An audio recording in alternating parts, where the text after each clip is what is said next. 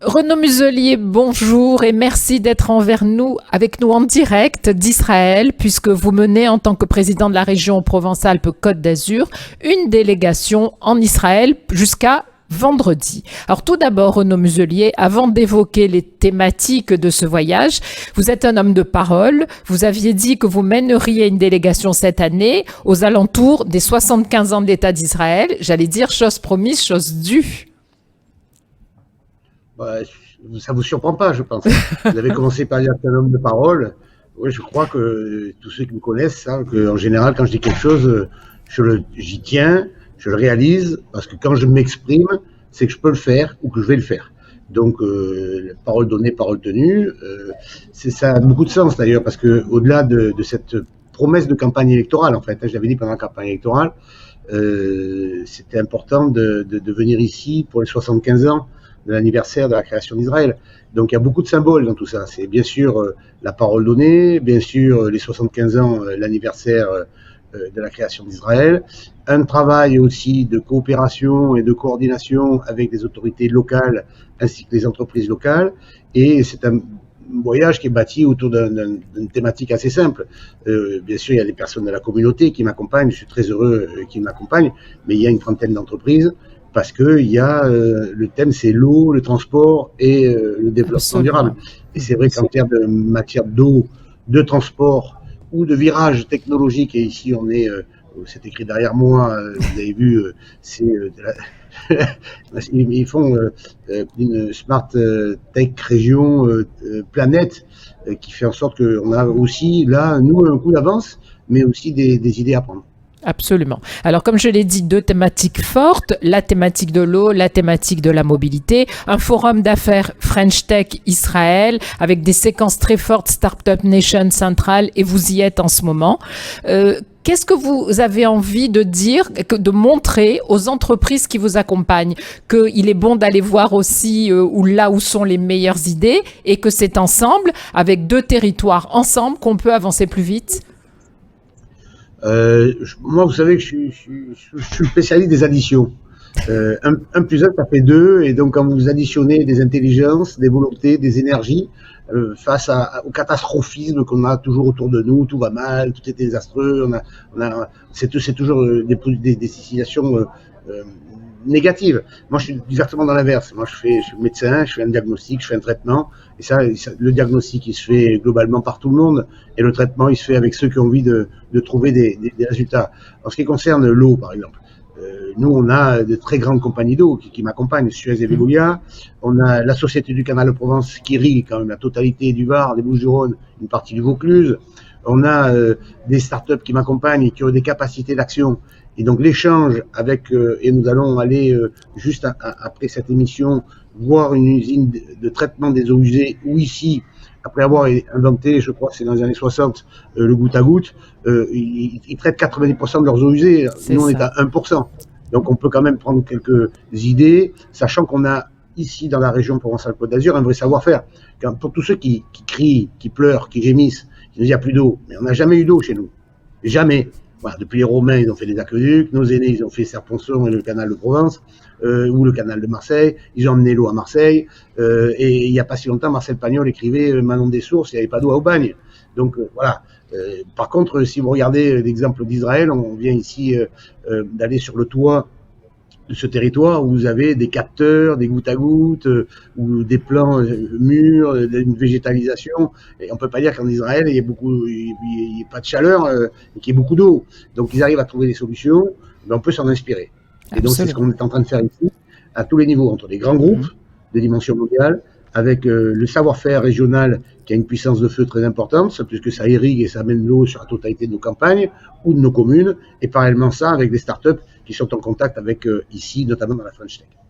Absolument. Et c'est vrai qu'on peut échanger, apporter, et ça fait aussi un tissu économique, une puissance économique. Rappelons quand même que c'est une des missions principales de la région, de porter aussi économiquement ce territoire. Alors, il y a des temps forts avec des thématiques que vous allez développer, et puis il y a bien sûr une séquence de visite des lieux saints qui aura lieu mercredi. Ça aussi, je sais que ça vous tient à cœur, et tous les lieux saints vont être visités. Oui, oui, tous les lieux saints vont être visités. J'ai invité toutes les confessions aussi. Il y aura le représentant de l'éminence Monseigneur Aveline. Il y aura bien entendu les représentants de toute la communauté de Marseille. J'ai eu le grand rabbin Monsieur Haïm Corsia hier au téléphone. Le grand rabbin, le Rav de Marseille, sera présent. Nous avons au dernier moment l'imam n'a pas pu venir, mais globalement ici c'est un territoire qui est béni des dieux, mais il y a tellement de dieux que parfois on se dispute. Bon, donc on va essayer de le faire avec un peu le respect des uns et des autres, et c'est ma façon d'être et de faire. Et je suis très heureux d'être aujourd'hui en Terre Sainte pour tout le monde, dans ce pays qui est un pays exceptionnel. J'ai eu la possibilité d'hier de rencontrer bien sûr l'ambassadeur de France en Israël. J'ai vu mes amis ambassadeurs d'Israël en France quand j'étais au gouvernement avec Madame Pérez, la fille de Shimon Pérez. Nous avons parlé de la politique locale, des difficultés qu'ils rencontrent aussi dans cette démocratie belle mais compliquée en ce moment en Israël. Mais je pense que c'était important pour les 75 ans de venir, comme je m'étais engagé, avec ces entreprises et les représentants de la communauté. Oui, et montrer que cette volonté d'avancer ensemble et que les territoires puissent avancer ensemble, évidemment. Renaud Muselier, aujourd'hui, c'est vrai, notre ville, Marseille, est endeuillée par le départ d'un homme qui était très proche de la communauté juive et que vous avez bien connu, il me semble, Gabriel Maloza. Et c'est aussi à lui que vous penserez mercredi dans ces lieux saints. Je crois que vous le connaissiez d'une façon assez particulière. Gabriel est un grand ami. Hein. C'est un notaire d'exception. Il était président de France-Israël et on avait sympathisé parce qu'il avait été candidat contre moi. Lui, il était socialiste et à gauche à l'époque, et moi, j'étais candidat du RPR. Et donc, j'avais gagné. Et puis après, on est devenus très amis. Et puis après, on a fait toujours nos combats politiques ensemble contre l'extrême droite, contre le Front National, contre la Rassemblement National. Et ce combat initial fait en sorte qu'entre gens raisonnables, on peut trouver toujours des solutions. Et c'était un homme d'exception. Il a très bien fait travailler toute sa vie sur ce rapprochement France-Israël. Et c'était une très grande perte pour la communauté, pour les Français, pour Marseille. Et je tiens à avoir un message tout à fait plein d'affection à son épouse, qui est une femme merveilleuse. Absolument. Je voudrais terminer avec une question un peu politique, si vous m'y autorisez, Renaud Muselier. On voit la volonté aujourd'hui de la droite marseillaise, au sens le plus large, de partir ensemble, de s'unir. C'est quelque chose que vous vouliez initier ? Disons que je suis un observateur important de la vie politique, bien sûr, locale et nationale. Je suis un Marseillais.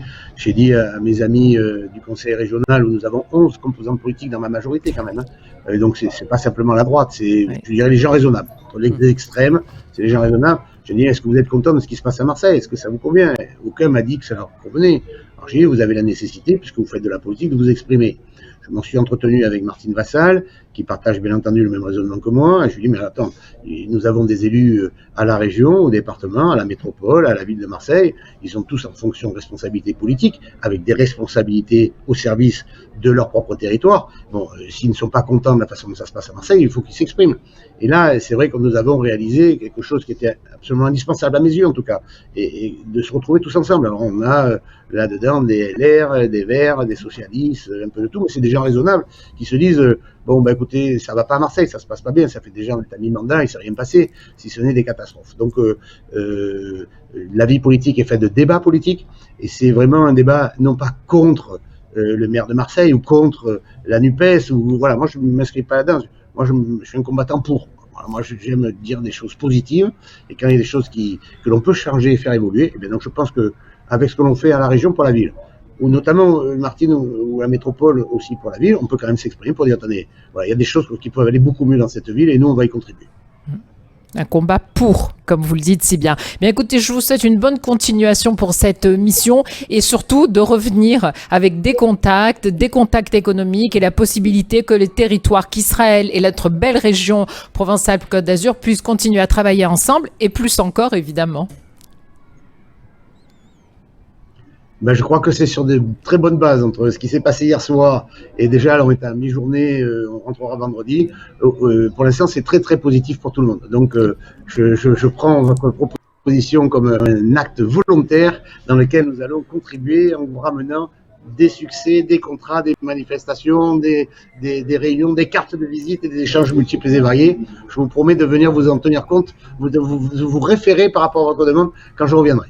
Avec plaisir, notre micro vous est ouvert. Très bonne continuation pour cette mission.